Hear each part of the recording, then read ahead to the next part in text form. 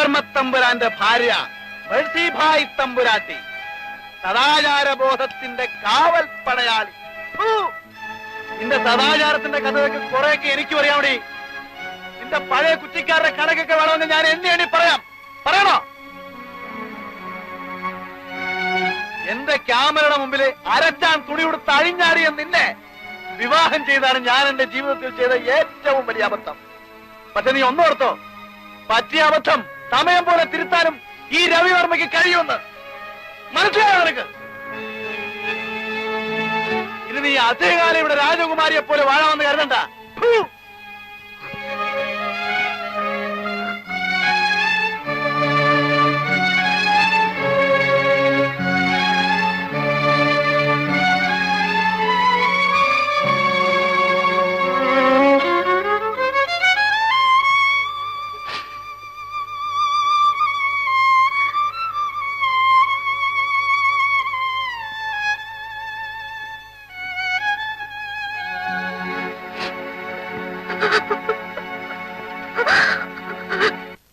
പിന്നീടുള്ള ദിവസങ്ങൾ മേഴ്സി കൂടുതൽ ഒറ്റപ്പെടുകയായിരുന്നു.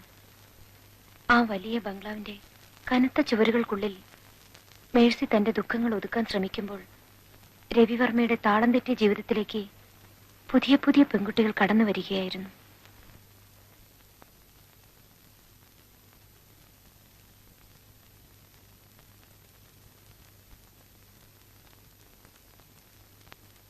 കണ്ണീരോടെ ഈശ്വരനോട് പ്രാർത്ഥിക്കുവാൻ മാത്രമേ മേഴ്സിക്ക് കഴിഞ്ഞുള്ളൂ. 1-2 മാസങ്ങൾ കഴിഞ്ഞു.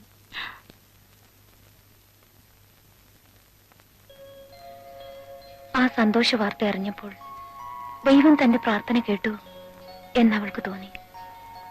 താനൊരമ്മയാകാൻ പോകുന്നു. ഇതറിഞ്ഞാൽ തീർച്ചയായും രവിയേട്ടന്റെ മനസ്സ് മാറും. രവിയെ അത് അറിയിക്കാൻ അവൾക്ക് തിടുക്കമായി.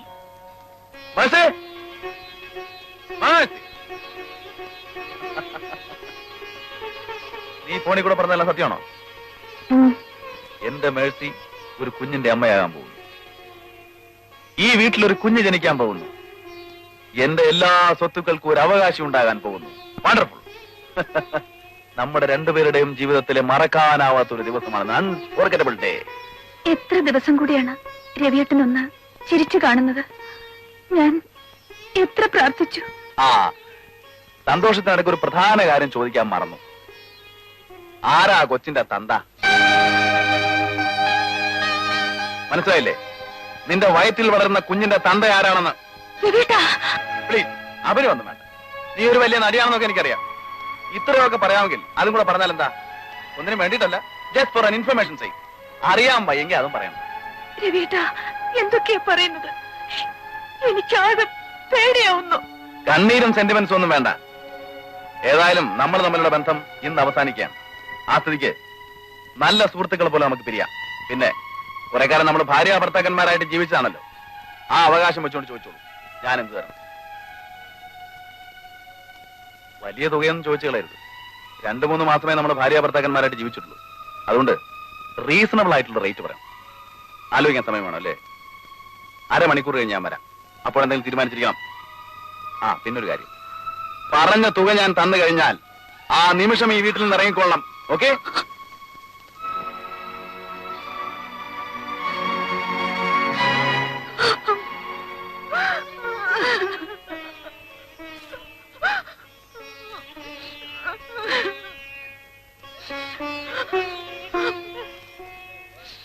ആ രാത്രി തന്നെ കണ്ണീരോടെ മേഴ്സി രവിയുടെ വീട് വിട്ടിറങ്ങി. അതേ നഗരത്തിൽ തന്നെയുള്ള ഒരു കൂട്ടുകാരി ഗർഭിണിയായി അവൾക്ക് അഭയം നൽകി. തന്റെ രവിയേട്ടന്റെ മനസ്സ് എന്തെങ്കിലും മാറുമെന്ന പ്രതീക്ഷയിൽ മേഴ്സി ഓരോ ദിവസവും തള്ളി നീക്കി. ഇതിനിടെ രവിവർമ്മ വിവാഹമോചനത്തിന് കേസ് കൊടുത്തിരുന്നു. മേഴ്സിക്ക് മറ്റു പലരുമായി അവിഹിത ബന്ധമുണ്ടെന്നും അവളുടെ ഗർഭത്തിലുള്ള കുഞ്ഞ് തന്റേതല്ലെന്നും കോടതിയിൽ വാദിച്ചു. രവിയെ കുറ്റപ്പെടുത്തിയ ഒരു അക്ഷരം പോലും മേഴ്സി കോടതിയിൽ പറഞ്ഞില്ല. വിവാഹമോചനം അനുവദിച്ചെങ്കിലും കോടതി മേഴ്സിയോട് കരുണ കാണിച്ചു. ജനിക്കാൻ പോകുന്ന കുഞ്ഞിനും മറ്റൊരു ജോലി കിട്ടും വരെ മേഴ്സിക്കും രവിവർമ്മ ചെലവിന് കൊടുക്കണമെന്ന് വിധിയുണ്ടായി. രവിവർമ്മയ്ക്കും മേഴ്സിക്കും വിവാഹ ജീവിതം തുടരുന്നതിൽ താല്പര്യമില്ലെന്ന് ഈ കോടതിക്ക് ഉത്തമ ബോധ്യം വന്നിരിക്കുന്നതിനാൽ വിവാഹമോചനം അനുവദിച്ചുകൊള്ളുന്നു.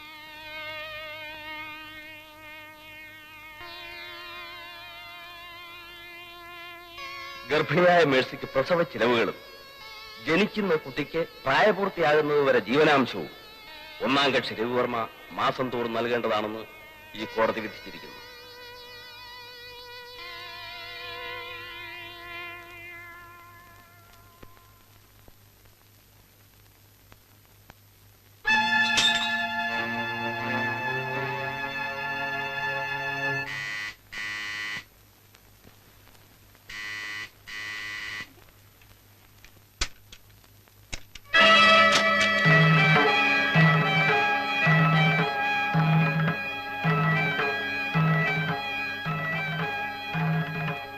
എന്ന് തീരെ പ്രതീക്ഷിച്ചില്ല അല്ലേ?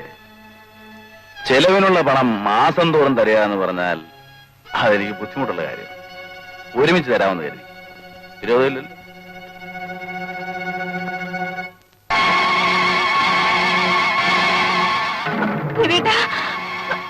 എന്നെ ഒന്നും ചെയ്യരുത്.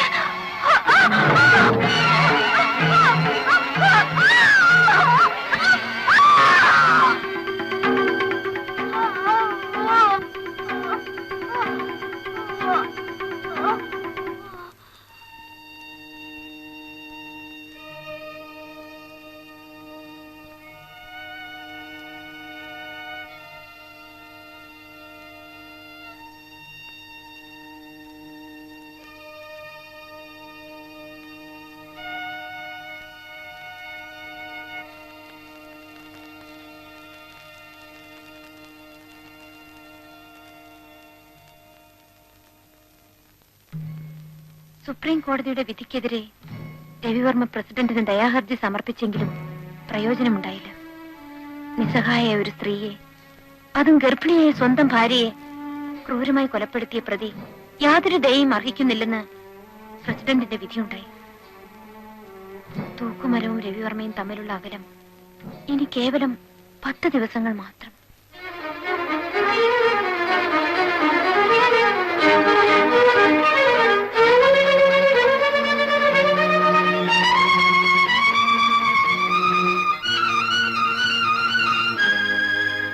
തൂക്കുമരം കാത്തുകിടക്കുന്ന കുറ്റവാളികൾ എന്ന ഫീച്ചറിനെ അഭിനന്ദിച്ചുള്ള കത്തുകളാണ് ഈ കിടക്കുന്നത്. ഇതിൽ പലർക്കും ഇഷ്ടപ്പെട്ടത് രവിവർമ്മയുടെ കഥയാണ്. സത്യം പറഞ്ഞാൽ a very well written feature. Miss Sasikala വർഗീസിനെ നമ്മുടെ പത്രത്തിന്റെ പേരിൽ ഞാൻ അഭിനന്ദിക്കുന്നു. Thank you sir. ഇരിക്കൂ.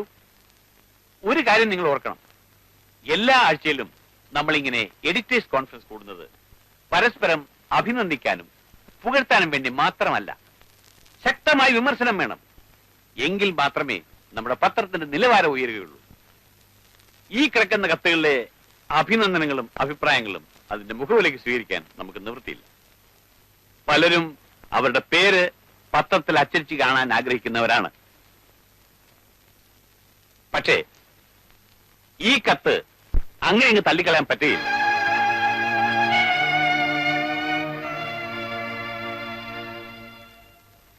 ഡിയർ മിസ്റ്റർ എഡിറ്റർ, തൂക്കുമരം കാത്തുകിടക്കുന്ന കുറ്റവാളികൾ എന്ന ലേഖന പരമ്പര വായിച്ചു. പ്രത്യേകിച്ച് മേഴ്സി കൊലക്കേസിനെ കുറിച്ച്. എല്ലാവർക്കും പറ്റിയ തെറ്റ് അത് എഴുതിയ പെൺകുട്ടിക്കും പറ്റി. ഒരു പ്രധാന കഥാപാത്രത്തെ വിട്ടുപോയി, വില്ലൻ. ഏതോ മുൻ ധാരണയുടെ അടിസ്ഥാനത്തിൽ ഒരു നോവലിന്റെയോ കഥയുടെയോ സ്വഭാവമാണ് ആ ലേഖനത്തിന്. ആ ലേഖനം എഴുതിയ പെൺകുട്ടിയെ എന്റെ അഭിനന്ദനങ്ങൾ അറിയിക്കുക. ഒരു പക്ഷേ ഈ കത്ത് അവിടെ കിട്ടുമ്പോഴേക്കും ഞാൻ ജീവിച്ചിരിക്കുന്നുണ്ടാവില്ല. എന്ന് രവിവർമ്മ, സെൻട്രൽ ജയിൽ, തിരുവനന്തപുരം. എന്തൊക്കെയായാലും രവിവർമ്മയുടെ കാര്യം ഓർക്കുമ്പോൾ വിഷമം തോന്നുന്നു. നാളെ വെളുപ്പിന് 4 മണിക്കല്ലേ അയാളെ